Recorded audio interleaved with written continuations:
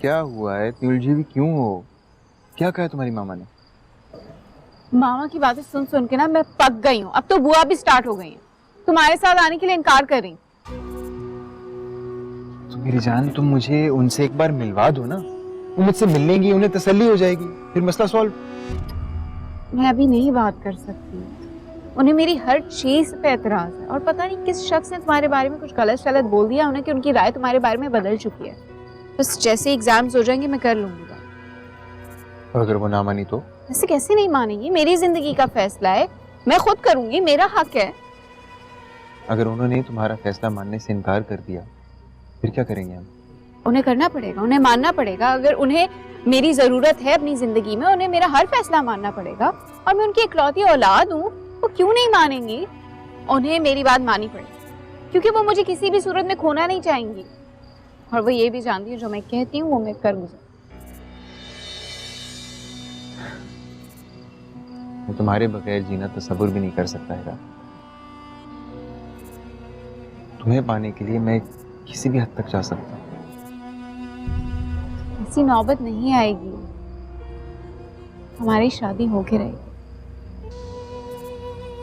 जानते हो, तुमसे मोहब्बत में बहुत आगे निकल गया। वापसी का रास्ता ही नहीं है। अगर तुम मुझे ना मिली तो पता नहीं मैं क्या कर जाऊंगा। मेरी मामा को मनाना मेरा काम है, मैं जानती हूँ उन्हें कैसे हैंडल करना है। तुम बताओ, तुम्हारी अम्मी मान गई हैं? हाँ, बात तो हुई अम्मी से।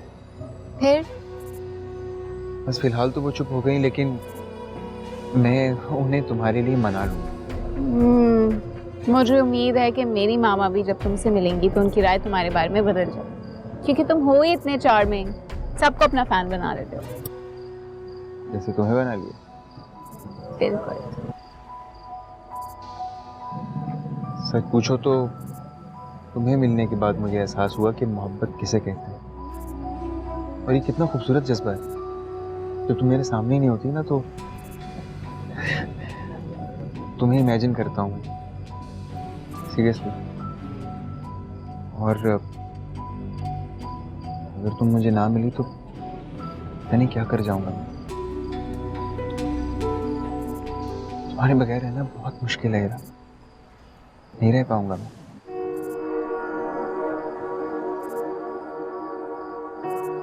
बस एक दफा एग्जाम्स हो जाएं, फिर हमें एक होने से कोई नहीं रोक सकता।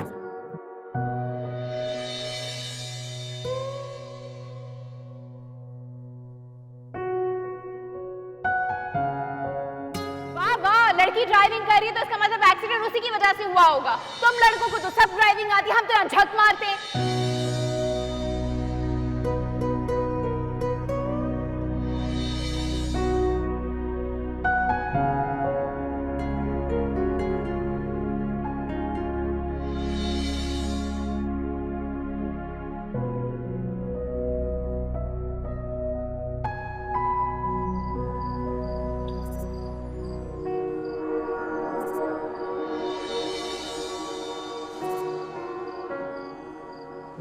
क्या हुआ तैमूर, इतने खामोश क्यों?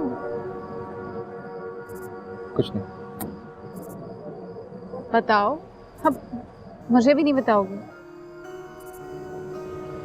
सोच रहा था कि